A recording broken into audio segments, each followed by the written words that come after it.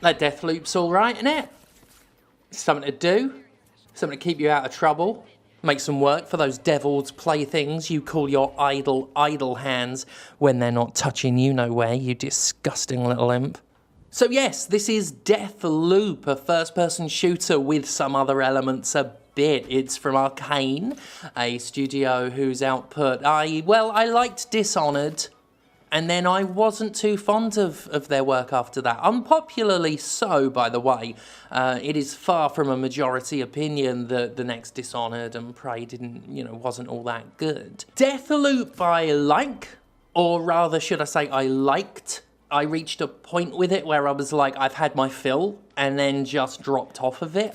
The game is fairly decent. It is a first-person shooter, as I've said. It is similar to Dishonored in many ways. There is stealth gameplay, but you can just go in all guns blazing if you want.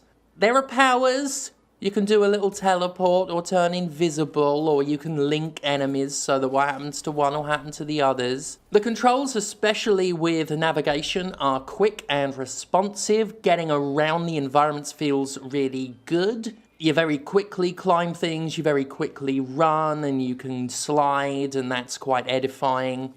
Stealthing is a lot of crouching, a lot of shooting with silenced weapons if you have access to any. Mostly a lot of sneaking up behind enemies and breaking their necks, as is the typical stealth gameplay tradition. Enemies are stupid. There's been some debate over whether or not that's a good thing, that the AI is absolutely dreadful. As someone who doesn't like to work too hard for their gratification, I don't mind it so much. There is some narrative justification for it. This is all set on an island full of basically Firefest attendees that are living in a Groundhog Day loop. So your opponents are typically drunk or just loitering around. They're supposed to be, disaffected partygoers, essentially, that have been given guns and some form of immortality. And I think I would have liked the game to have delved into that a little more, made a bigger deal of how the enemies and how the opposing force really isn't cut out for the job, that it really is just a bunch of hedonists fucking themselves and each other up because there are no real consequences felt. I think this could have stood to have been a funnier game, something a lot more comical leaning. The visuals and the really catchy soundtrack give it an over-the-top, grindhousey, cartoony almost feel, but the gameplay itself doesn't really lean into that, and the story at times is a little more po-faced than I would have expected, especially because there is some sharp writing in here. The dialogue, the banter between the protagonist Colt and the antagonist Juliana is really good. But yes, to go back to the gameplay, the stealth and the combat are both quite basic, quite simple. But it's what Deathloop is trying to layer on top of that, what else Deathloop is trying to do structurally, that sets it apart. That's what's been getting it attention.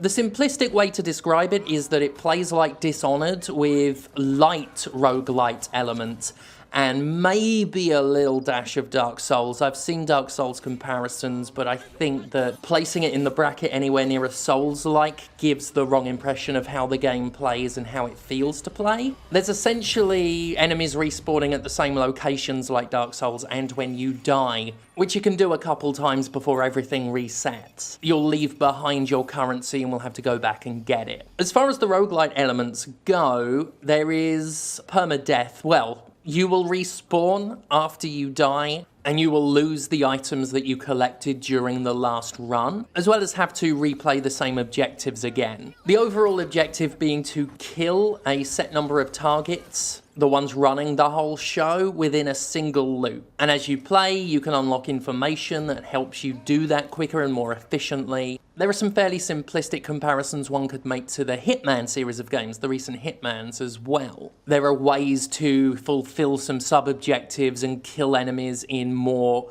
creative ways, although, like with Dishonored, you can just kick the doors in and shoot the fuck out of everyone. Which is certainly a viable option if you got the deluxe edition, which I'm going to talk about in a minute because there is some interesting discussions to be had with this one. But yes, during a run, you will unlock weapons at a randomized rate, same with trinkets. You can also unlock slabs, which you get by defeating each of the main targets, and they won't give you your powers. When you die, you lose everything unless you've spent the aforementioned residuum to infuse items, and that allows you to keep them in perpetuity. So, if you get a gun you really like, you can spend the residuum so that whenever you die, you get access to that gun. Once you start unlocking the really effective guns, it can trivialize a fair portion of the game, but it also gets you through areas that you've replayed quickly, which is a blessing for any such game of this nature. And that brings me back round to the deluxe edition, the special edition of this game, which automatically, after you clear the opening chapter, automatically gives you 2 absurdly powerful weapons to use run after run after run. You get this shotgun that shoots twice in a row and is super powerful, and you get a handgun that's silenced and can pop off headshots no bother. Now, I got the deluxe edition because I was desperate for a dopamine hit, and that happens sometimes. Usually I regret it because what you get is garbage, and in this case I kind of regret it because what I got was too good for the game's challenge. It was too good for what the game offers as far as combat goes. And that interests me because what do you do when the very thing the game is upselling you on actually makes the game worse? I think one of the reasons I got bored of this game more quickly was because it was trivial. Don't get me wrong, at first it felt pretty awesome to crouch around popping off headshots, and then if you got caught, pull out the shotgun and send enemies flying with the blasts. But as I killed bosses, as I killed the so-called Eternalists and seized their weapons, I found none of them to be as effective as what I'd had from the very beginning and didn't even have to earn. That's one of the interesting quandaries with special editions. You can either get one that's completely useless and a waste of money, or one that is too effective to provide an enjoyably balanced experience. I suppose you could work to balance the items you're selling in your deluxe editions, but let's face it, that doesn't happen. The only other alternative is to sell skins and pretty much all cosmetic items in your deluxe editions. But that's not the decision that was made with Deathloop. Instead, I was given all the tools I needed to get bored of the game quick. This is an especially interesting case because the very point of the game is to experience the loss of your winnings and work to keep them. I'm very confident in saying that my interaction with this game would have been vastly different had I not essentially turned it into a pay-to-win single-player experience. Now we have to talk about the big online element to Deathloop. Another reason there may be Dark Souls comparisons floating around, because player invasions is a thing.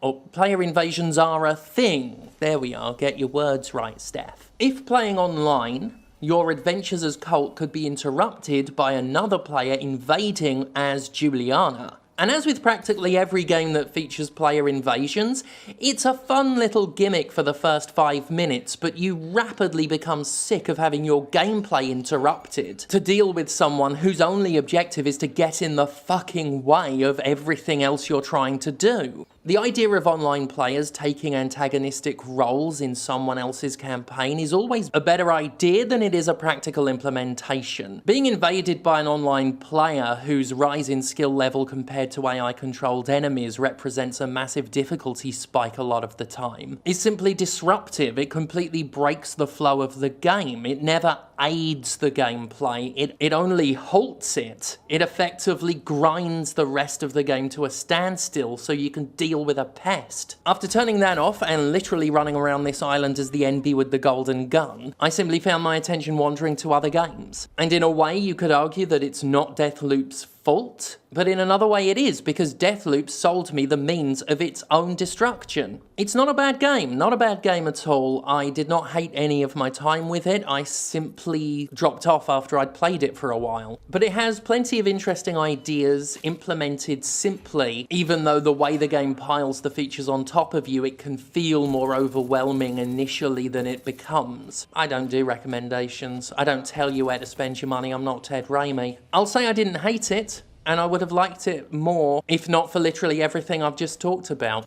And there's your Deathloop, mate. It's alright.